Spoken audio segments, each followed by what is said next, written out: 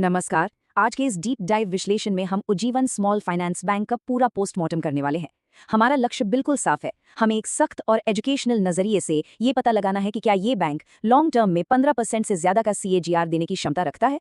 सारे critical parameters, data और facts हमारे सामने हैं। तो चलिए बिना किसी देरी के इस मास्टर क्लास को शुरू करते हैं। आगे बढ़ने से पहले एक नज़र आज के सिलेबस पर डाल लेते हैं। हम 6 अहम हिस्सों पर बात करेंगे। इंडस्ट्री ट्रेंड से शुरुआत करेंगे, फिर डिपॉजिट्स और loan quality, asset quality, profitability, management का विजन और अंत में सबसे जरूरी वैल्यूएशन पर बात करेंगे। हर एक मीट्रिक को हम उसके आइडियल टारगेट के साथ टेस्ट करेंगे। तो चलिए शुरुआत करते हैं भाग 1 से, इंडस्ट्री और बिजनेस मॉडल। किसी भी बैंक को समझने से पहले उसके आसपास के माहौल को समझना बहुत जरूरी है। भारत के MSME सेक्टर में अभी 18.3 लाख करोड़ रुपए का एक बहुत बड़ा फॉर्मल क्रेडिट गैप मौजूद है। सीधा सा मतलब है कि लोन की डिमांड जबरदस्त है, जो उज्जीवन जैसे बैंकों के लिए एक बड़ा मौका है। हालांकि रिजर्व बैंक के नए MFIN गार्डरेल्स 2.0 की वजह से माइक्रो फाइनेंस लोन बढ़ने की रफ्तार थोड़ी धीमी जरूर हुई है, लेकिन घबराइए मत, मीडियम टर्म में इससे पोर्टफोलियो की क्वालिटी और बेहतर ही होगी। और वैसे भी वित्तीय वर्ष 2026 तक NBFC का MSME loan book 5.3 lakh crore पार करने का अनुमान है। ग्रोथ का रनवे पूरी तरह से तैयार है। अब जरा बैंक के बिजनेस मॉडल में हुए इस बड़े रणनीतिक बदलाव को देखिए। उज्जीवन अब सिर्फ एक risky unsecured micro finance lender नहीं रहा।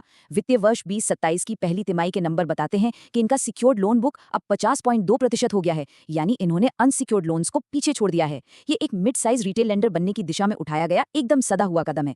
इसे कहते हैं स्मार्ट बिजनेस पिवट।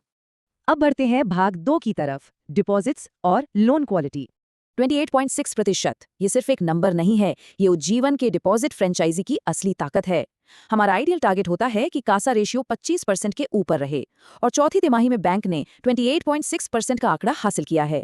इसका सीधा सा मतलब है कि बैंक को सस्ते डिपॉजिट्स जुटाने में महारत हासिल है, जो लॉन्ग टर्म मार्जिन्स के लिए एक बेहतरीन खबर है। और अगर ऑपरेशनल गति की बात करें तो साल दर साल ग्रोथ के आंकड़े वाकई शानदार हैं। टोटल डिपॉजिट्स 25% से ज्यादा बढ़कर 48,000 करोड़ रुपए के पार पहुंच गए हैं, और ग्रॉस लोन बुक वो लगभग 29% उछलकर 42,903 करोड़ रुपए हो गया है। देखिए, लॉन्ग टर्म कंपाउंडिंग के लिए हमें 18% से ज्यादा की लोन ग्रोथ चाहिए होती है, और उज्जीवन इस आदर्श टारगेट को बड़ी आसानी से पीछे छोड़ रहा है। अब आते हैं सबसे क्रिटिकल हिस्से पर, भाग 3, एसेट क्वालिटी और रिस्क।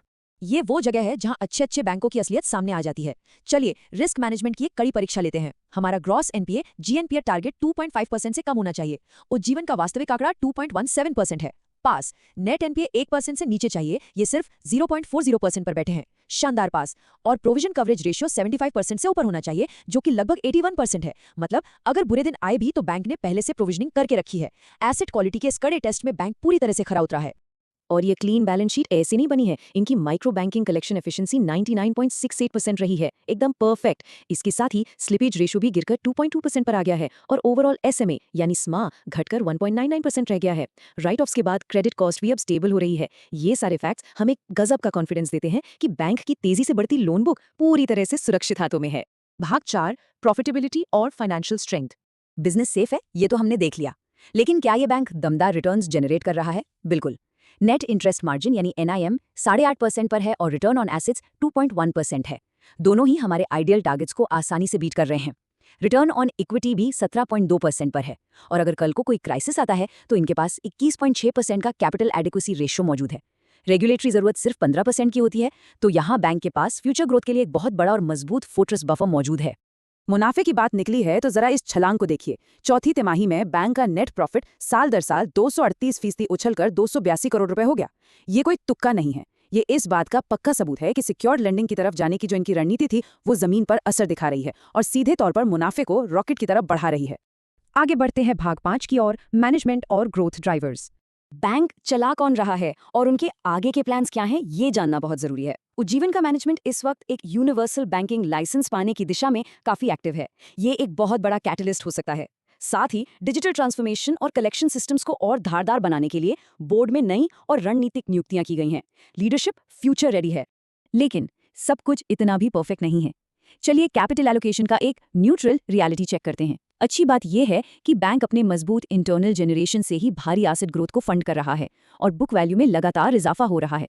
लेकिन अगर आप एक ऐसे इन्वेस्टर हैं जिसे रेगुलर डिविडेंड पसंद है, तो यहाँ निराशा होगी। हाल के सालों में बैंक ने कोई डिविडेंड नहीं दिया है, और ऐतिहासिक रूप से भी प्रॉफिट का सिर्फ 2% के आसपास ही बांटा है। यील्ड चाहने वालों के लिए ये एक साफ डाउनसाइड है। और अब हमारा आखिरी और सबसे निर्णायक हिस्सा, भाग 6, वैल्यूएशन और इन्वेस्टमेंट आउटलुक। अब तक हमने देखा कि ऑपरेशनली बैंक का डेटा बहुत पॉजिटिव है, लेकिन क्या हमें इस शेयर को इस कीमत पर खरीदना चाहिए? वैल्यूएशन पर नजर डालें तो P/E रेशियो 22.32 के करीब है, जो कि काफी बड़ा प्रीमियम है। प्राइस टू बुक रेशियो 1.77 पर है। चूंकि अर्निंग्स ग्रोथ की विजिबिलिटी थोड़ी कॉम्प्लेक्स है, इसलिए इसका PEG रेशियो 0.00 दिखा रहा है, और इसी महंगे वैल्यूएशन की वजह से हाल ही में मोजोग्रेड की तरफ से इसे डाउनग्रेड करके होल्ड की रेटिंग दी गई है। अगर हम उज्जीवन की तुलना इसके पेयर्स जैसे AU या सूर्योदय स्मॉल फाइनेंस बैंक से करें तो तस्वीर एकदम साफ हो जाती है। प्रॉफिटेबिलिटी और सेफ्टी में उज्जीवन यकीनन सबसे आगे है, लेकिन क्वालिटी की कीमत चुकानी पड़ती है। मार्केट ने उज्जीवन को ऑलरेडी एक काफी प्रीमियम और महंगे वैल्यूएशन पर प्राइस इन कर लिया है। तो आखिर में सवाल यही बचता है, क्या सिक्योर्ड लेंडिंग में उज्जीवन का बेदाग एग्जीक्यूशन और बेहतरीन एसेट क्वालिटी इसके इस महंगे वैल्यूएशन मल्टीपल्स को जस्टिफाई कर सकती है? क्या ये बैंक लॉन्ग टर्म में 15% से ज्यादा का CAGR केक दे पाएगा? एक तरफ एक शानदार फंडामेंटल स्कोर कार्ड है और दूसरी तरफ प्रीमियम मार्केट प्राइस। क्या आप करेक्शन का इंतजार करेंगे या इस कंसिस्टेंट परफॉर्मर पर दांव लगाएंगे? इसी विचारणीय प्रश्न के साथ हम आज के इस विश्लेषण को यहीं खत्म करते हैं।